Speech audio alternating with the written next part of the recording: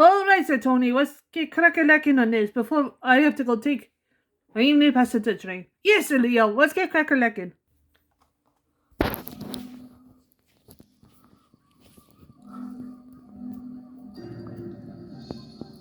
train, for its type, is the most powerful vehicle on land, and the engines of Sodor are the power behind the docks, industries, and branch lines that make up the world-renowned Northwestern Railway. These are the stories of Sodor.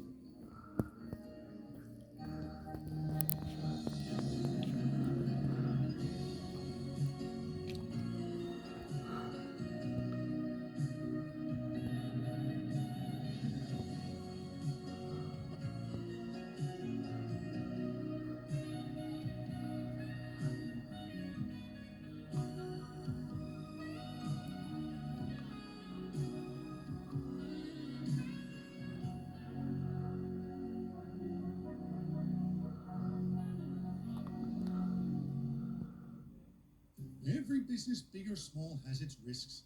My driver told me that once, just after we'd heard about Diesel's accident outside Wellsworth. While I never saw it, I can be certain of two things. The numberless MIDI groaned constantly about his predicament, and Mickey was listening patiently the entire time. Mickey belonged to the Fire and Rescue Service, essentially the fire brigade of the railway. Whenever there was an accident or a breakdown, the chief would be there in a jiff, ready to take the distress engine to the works if necessary.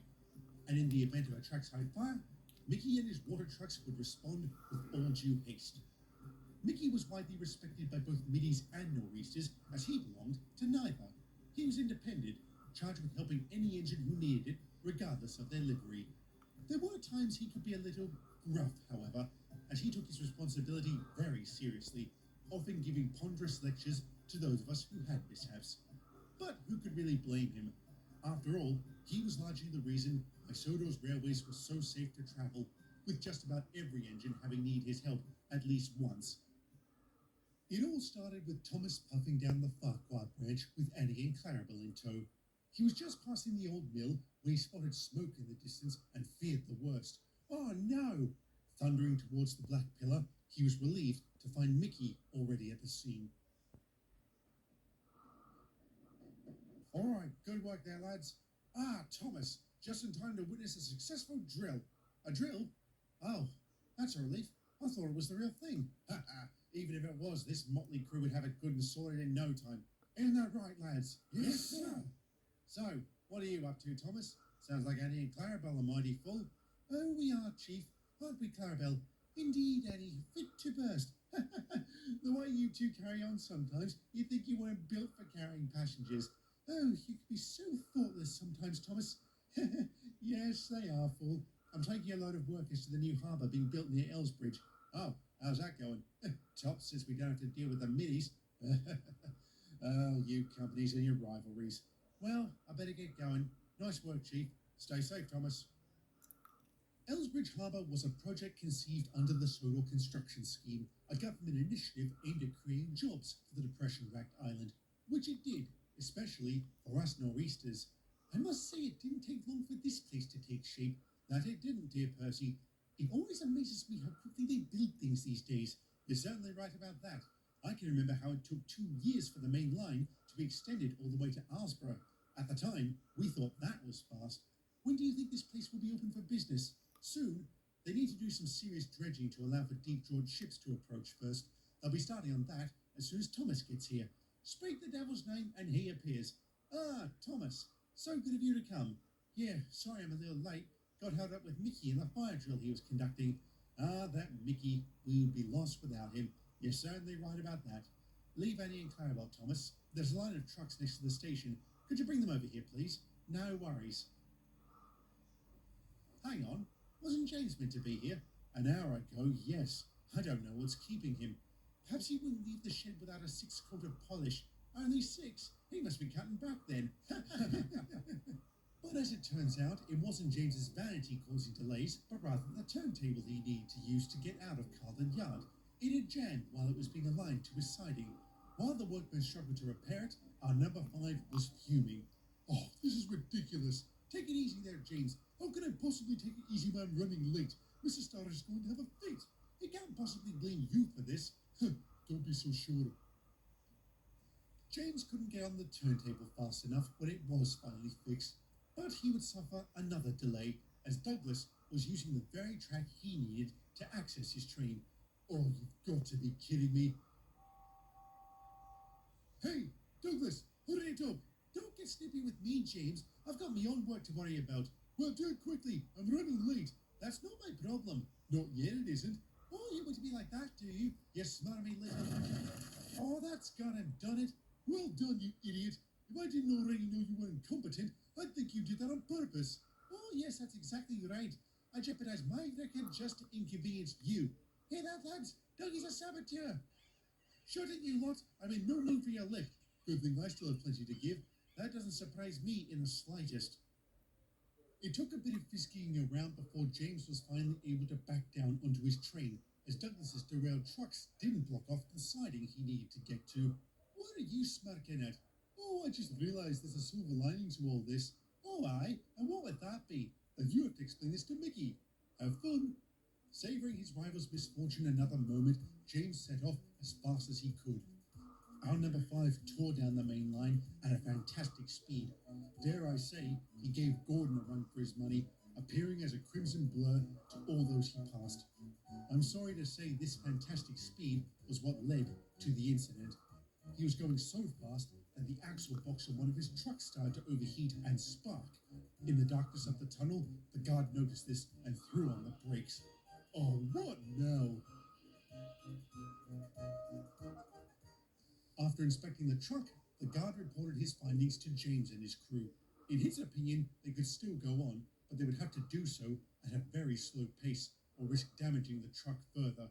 This entire day has been an absolute joke. There's nothing for it, James. Either we move slowly or we wait until the axle is cooled. Since he was already running so late, James opted for the former option. Of course, he had no way of knowing that, at the other end of the tunnel, an errant spark from his truck had landed in some dry brush and was already starting to simmer. What do you make of this Hitler bloke? Don't know. I gotta say, his rise through the German government boggles the mind, and his popularity? Crikey, even the Kaiser didn't have that kind of loyalty. I heard he's looking to undo the Treaty of Versailles. I don't see why. The Germans started the Great War. They should have been made to pay for it. I was built long after that war, Thomas. I've heard nothing but bad things about it. I was around during it, Percy. Even so, without having actually been to Europe, I'll never know just how brutal it was. But the men who were there all say the same thing. It was the war to end all wars. Sorry to change the topic so suddenly, Thomas, but look over there. Oh, this is too easy. Crikey, James, no wonder you're late. You're giving new meaning to the term slow goods. Oh, don't start, Thomas. I am not in the mood. All right. No need to bite his smoke box off. I was only joking, mate. I'm sorry. It's just been a rough day. How so?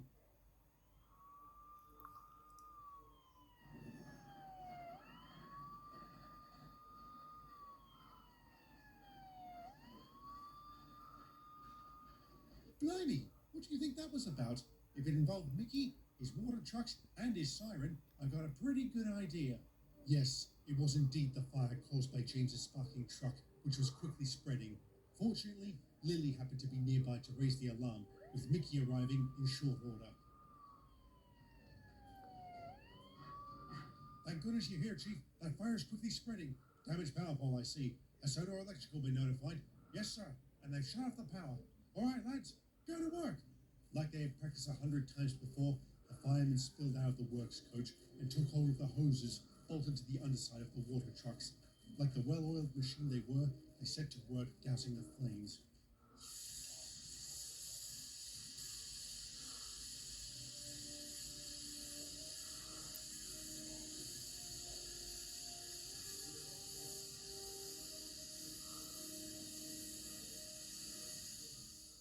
The fire was quickly extinguished, leaving behind nothing but scorched earth.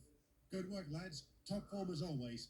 Now, to find out how this happened, the nearby signalman was called in as a witness. While he didn't outright accuse James of having any involvement, he did let it slip just how fast our number 5 had ripped past his signal box. I'm sorry to say that put him at the top of Mickey's suspect list. I wouldn't want to be James right now. Mickey was quick to catch up to James, and after a discussion with our number 5's guard, the cause of the blaze became apparent. Well, what have you got to say for yourself? Chief, I'm sorry, but I was running late and... Running late? James, a schedule is no excuse to compromise on safety. Mr. Starr really doesn't like it when we're late. And you think he likes it when his engines start fires? Mr. Starr? I can't believe it, James. I simply can't.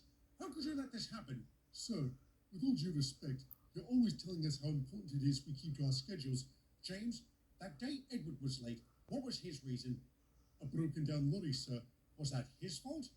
No, sir. And it wasn't your fault the turntable at Carlin jammed or that Douglas's trucks became derailed. Those setbacks were well beyond your control, and I'd be a fool if I blamed you for them. I'm sorry, sir.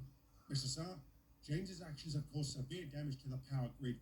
All of Lower Napa is likely to remain dark until we can replace that pole. I've already spoken to Soto Electrical, Chief. We'll be covering the cost of the repairs. In order to pay for this, the rest of you will have to take on extra jobs. What about the payment for the harbour contract, sir? Unfortunately, the government has been a little lax in advancing us the money. Oh, bother.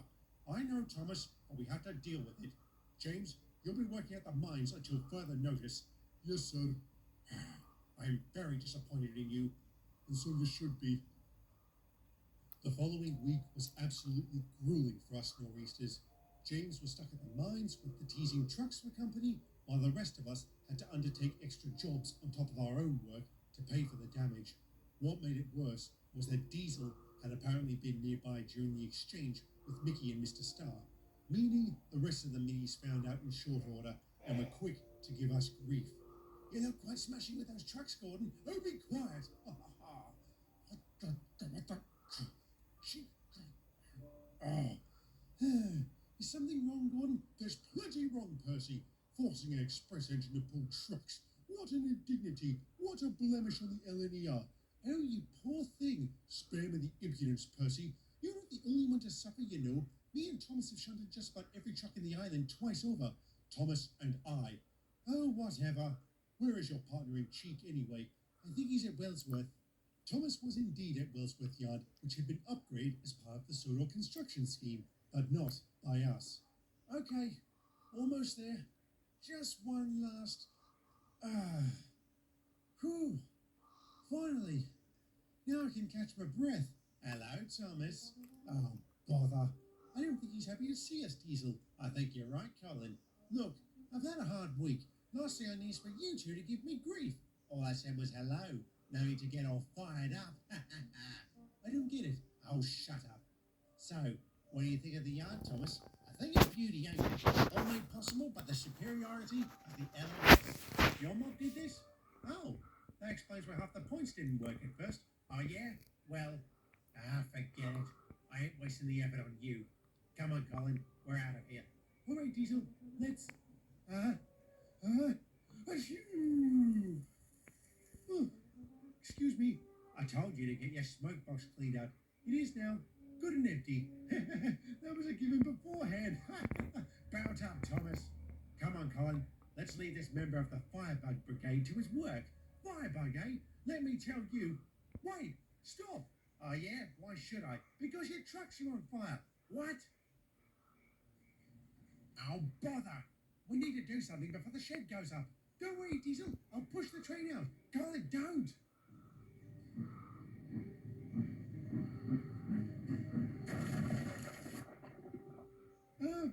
Whoops. Nice one, dummy. We'll probably lose the whole train now.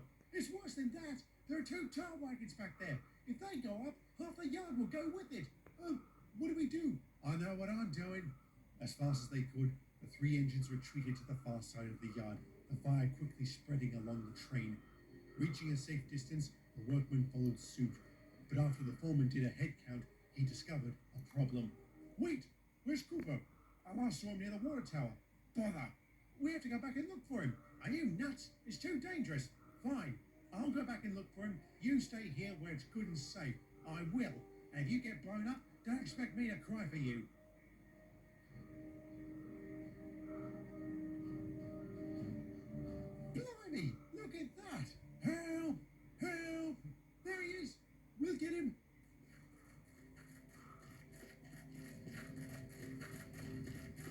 right, Thomas, let's get out of here. Gladly. Ow! Oh, bother! Rigid safety valve! Gavin, John, if you tell us to leave you, Thomas, I'm going to belt you with me shovel. Look, I can't move, and don't worry, I got you. Colin, you're actually helping me. Of course. Right, let's go. I must be the only sensible engine on this island.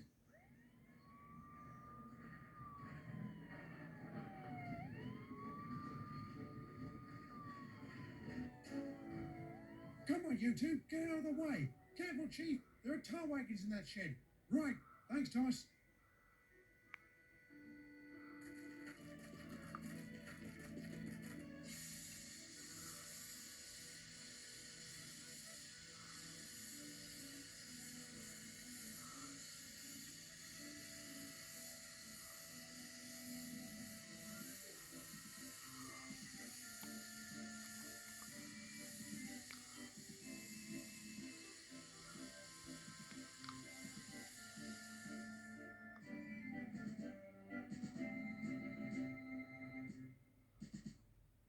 Whew.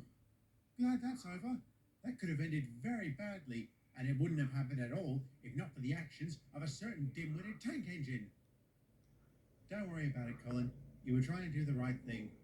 Thanks for helping me. You're welcome. After he was done at Wellsworth, Mickey delivered Thomas to the works at Crewman's Gate. In the nearby transfer yard, Percy Scarlowi and I had been working and were expectantly surprised to see him. I say, Thomas, are you all right? Yeah, I'm fine. Just a burst safety valve. How did that happen? Thomas overdid himself trying to save a workman from a fire at Wellsworth, which I am not proud of. Come again, Chief? Your actions, Thomas, while well-intentioned, were nonetheless reckless. What was I supposed to do? Just leave Cooper? Ideally, no. But self-preservation exists for a reason, to make us think before acting foolish. Did it ever cross your mind that I could have been delayed? Or that those tar wagons could have gone up at any moment? If they had, you might be a charred husk by now. I did make it, Chief, and that's only because Colin was willing to help you, which is another reason why your actions were foolish. You endangered others. Let's not forget about your crew. Point taken, Chief. Good. However, it'd be cruel of me not to commend you for your bravery. Well done. Here, here, Chief. Thanks, Edward. It was almost a month before the repairs were completed at Wellsworth, with the middies footing the bill, which is something I'm sure Mr. Sorrow wasn't too thrilled about. Not long afterwards, Mickey gave both sides a long, dull lecture on fire safety, but something he said that day must have stuck, as it was a good long time before another fire happened on Sodor, at least one that was the fault of an engine. But that's a story for another day.